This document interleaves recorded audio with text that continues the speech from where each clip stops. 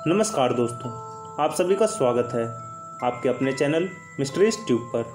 शुरू करते हैं अपनी आज की कहानी को। कल देर रात मैं बेंगलुरु से लौटा हूँ। ठंडी का मौसम है, अक्सर ट्रेन लेट हो जाती है। मेरे घर आते आते लगभग 1:30 बज गए। मैं जब स्टेशन से घर आ रहा था, कुत्ते जहाँ तहाँ भौंक रहे थे। कई जगहों में तो कुत्ते झुंड बनाकर मोहल्ले की चौकसी कर रहे थे। कभी कभी डर भी लगता है, क्योंकि बहुत दिन बाद मैं घर लौट रहा हूँ। कहीं बिना पहचान के कोई जेब न काट ले। स्टेशन के पैदल पुल से नीचे उतरते हैं। दाहिनी तरफ मोड़ लेने के बाद सीधा रास्ता मोहल्ले के अंदर आता है।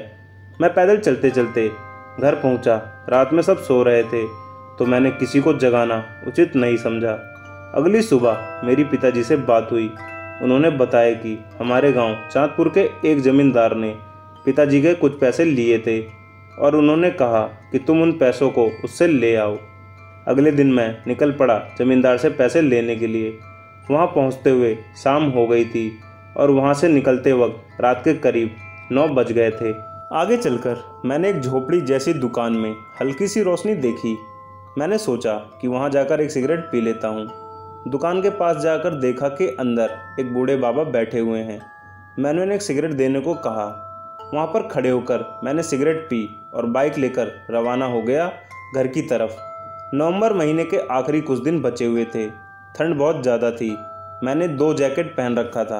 अंदर एक ऊनी जैकेट के साथ ऊपर से एक लेदर जैकेट भी मैंने पहना था। मैं बाइक चलाकर जा रहा था। इतनी ठंड और धुंध में कुछ भी नज़र नहीं आ रहा था और डिस्कवर बाइक की हेडलाइट में कुछ ज़्यादा दम होता नहीं है, इसलिए बहुत ज़्यादा दूर तक दिख भी नहीं रहा था। फिर भी गाड़ी में तूफान की रफ्तार से चला रहा था। रफ्तार 80 किलोमीटर प्रति घंटे से ऊपर ही थी, क्योंकि खाली रास्ता था। ना आदमी था, ना आदमी की जात। यहाँ तक कि कुत्ते बिल्ली भी नज़र नहीं आ रहे थे। आधे घंटे गाड़ी चलाने के बाद जब मैं शहर से दूर चला गया था, चारों तरफ से सब कुछ सुनसान हो गया था। यहाँ पर गाड़ी चलाते वक्त डर लग रहा था। चांदपुर से थोड़ा सा पहले एक बहुत बड़ा झील है। यहाँ पर एक तरफ घने बांस और आम के बगीचे हैं और दूसरी तरफ एक बहुत बड़ा झील है और आसपास 2 शमशान और कब्रिस्तान भी है। झील के बगल से मैं बाइक लेकर जा रहा था। अचानक सामने सब कुछ गायब हो गया। इतना घना कोहरा था कि कुछ दिख ही नहीं रहा था। लग रहा था बाइक सामने जाकर किसी पत्थर से न टकरा जाए। हेडलाइट की रोशनी 5 हाथ के आगे बढ़ ही नहीं रही थी। मैंने डर से गाड़ी की रफ्तार कम कर दी। एकदम धीरे धीरे मैं बाइक चला रहा था। थोड़ी देर बाद जो भी दिख रहा था वह भी दिखना बंद हो गया। तभी मैंने रास्ते के किनारे बाइक के रोशनी में कुछ चमकती हुई आंखों को देखा। छोटी छोटी चमकीली आंखें। मैं डर गया, रोंगटे खड़े हो गए, मेरी धड़कन तेज हो गई। नज़दीक पहुंचा तो मैंने देखा कि सियार है। इस इलाके में बहुत सारे सियार हैं, जंगली इलाका है। तब मैंने ख्याल किया कि बहुत दूर से हवा में तैरती हुई सियार की आवाज़ आ रही है। लग रहा था कि पूछ रही है, क्या हुआ, डर गए क्या? मैंने मन ही मन सोचा, क्या हुआ, होने के लिए बचा ही क्या है। यही सोचते सोचते मैं धीरे धीरे गाड़ी लेकर जा रहा था। अचानक बाइक किसी चीज़ से टकरा गई। रोड पूरा खाली था, सुनसान। फिर भी बाइक टकराई रोड के बीचों बीच किसी चीज़ से और मैं गाड़ी छोड़कर बाहर गिर गया। फिसलकर मैं दूर जाके गिरा। मैंने कई गुलाटियाँ खाई। 2 जैकेट पहने हुए थे, शायद इसीलिए हाथ पैर नहीं टूटा, पर सीने में बहुत ज़ोर से लगी थी। मैंने किसी तरह खुद को संभाला और उठकर देखने लगा कि मैं किस चीज़ से टकरा गया था। तभी मैंने देखा कि मेरी बाइक जहाँ गिरी हुई थी वहाँ कुछ है। अभी भी पीछे का पहिया घूम रहा था, टंकी से तेल निकल रहा था। बाइक अब भी चालू थी। उसकी हेडलाइट की रोशनी और उस घने कोहरे में मैंने देखा एक लड़की बाइक के पास बैठकर रो रही है। मैं जाकर उसके पीछे खड़ा हो गया।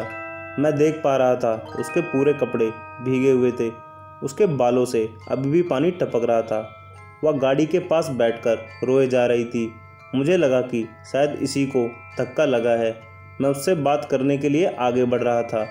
मैंने कहा कि आपको लगी तो नहीं? आप इतनी रात को अकेले क्या कर रही हैं? और आप बाइक से टकरा गई थी क्या? क्या गाड़ी के धक्के से आप झील में गिर गई थी? इतना बोलते बोलते मैं जब उसके पास पहुंचा तो मैं दंग रह गया। लेकिन तब तक मुझे समझ में आ गया था कि मैंने शायद गलती कर दी, क्योंकि वह लड़की धुएं की तरह हिल रही थी।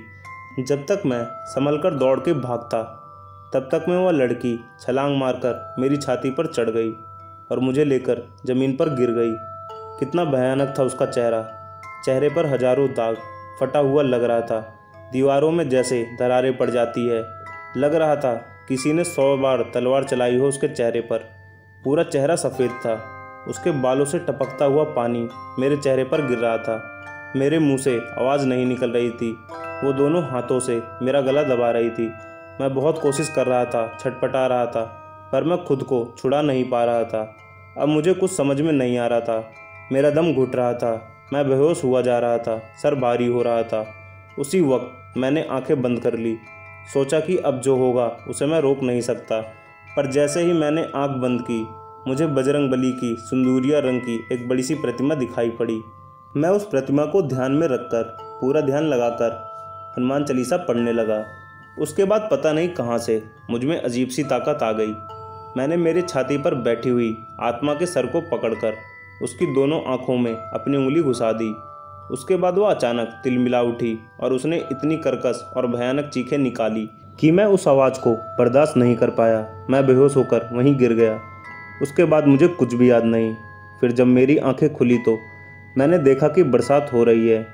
अभी सुबह नहीं हुई है।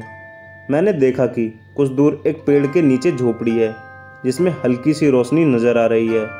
मैं अपने आप को घसीटते हुए वहाँ लेकर गया, क्योंकि इस बरसात में अगर मुझे ठंड लग जाती तो मेरा बचना मुश्किल था। तब तक एक बात मेरी समझ में आ गई थी कि जिस आत्मा ने मुझ पर हमला किया था वो किसी कारण से मुझे मार नहीं पाई थी, या फिर हो सकता है कि मैं मर चुका हूँ। मुझे कुछ समझ में नहीं आ रहा था। उसके बाद मैं झोपड़ी के नीचे जाकर सो गया था। जब आँख खुली तो मैंने उस झोपड़ी में एक बूढ़े बाबा को बैठकर हुक्का पीते हुए देखा। उन्होंने हुक्का छोड़ते हुए मेरे गले की रुद्राक्ष माला को अपने हाथ में लिया और उसे देखते हुए कहा कि आज तुम इसकी वजह से बच गए, वरना ये तुम्हारी आज आखिरी रात होती। उसके बाद मुझ में इतनी ताकत नहीं थी कि मैं उनसे कुछ पूछ पाता। मेरी आंखें बंद हो रही थी। मैं सो गया। सोते सोते बस इतना सुन पाया कि उन्होंने कहा, तुम अब यहाँ सुरक्षित हो। भोर में सूरज की पहली किरण के साथ मेरी आंखें खुली। आंखें खुलते ही मैंने देखा कि आसपास कुछ किसान भीड़ लगाकर खड़े हैं और मुझे उठा रहे हैं। उठते ही उन लोगों ने मुझे मुंह धोने के लिए पानी दिया। फिर किसी ने कहा कि बाबू साहब को एक गिलास गर्म दूध दो। सुबह उठकर मुझे यकीन नहीं हो रहा था कि जो रात में हुआ था उसके बाद भी मैं जिंदा हूँ। उन्होंने पूछा कि क्या हुआ था, आप यहाँ हमें बेहोश पड़े मिले। मैंने कहा कि मैं रात में किसी चीज़ के साथ टकरा गया था, पर जाकर जब देखा तो वहाँ एक लड़की बैठकर रो रही थी। फिर मुझे कुछ याद नहीं। रात में एक बार मुझे होश आया था, तब मैं इसी जगह पर एक झोपड़ी के अंदर था और यहाँ एक बूढ़े बाबा भी थे। सब लोग आपस में बात करने लगे कि यह वही होगी और उस लड़की के बारे में कुछ बोलने लगे। तो मैंने पूछा कि कौन। उन्होंने कहा कि बहुत साल पहले यहाँ पर एक लड़की डूबकर मर गई थी, तभी से कभी कभी आते जाते लोगों को परेशान करती है। उसके बाद से कई बुरी वारदातें भी यहाँ घट चुकी हैं, पर आपकी किस्मत अच्छी थी कि आप बच गए। कभी रात में इस रास्ते से नहीं जाइएगा। फिर मैंने अपनी बाइक उठाई और वहाँ से सीधा अपने घर आया। पैसे मैंने अपने पिताजी को दिए और पूरी बात पिताजी को बताई। मैंने उन्हें बताया कि सुबह वो बाबा जी गायब हो गए थे। तो पिताजी ने कहा कि बेटा, भूत तो गायब ही होते हैं। मैंने कहा हाँ पिताजी, भूत तो गायब ही होते हैं, पर वो बाबा जी गायब हुए थे झोपड़ी और पूरे पेड़ के साथ। तो दोस्तों, आज की कहानी यहीं ख़त्म होती है।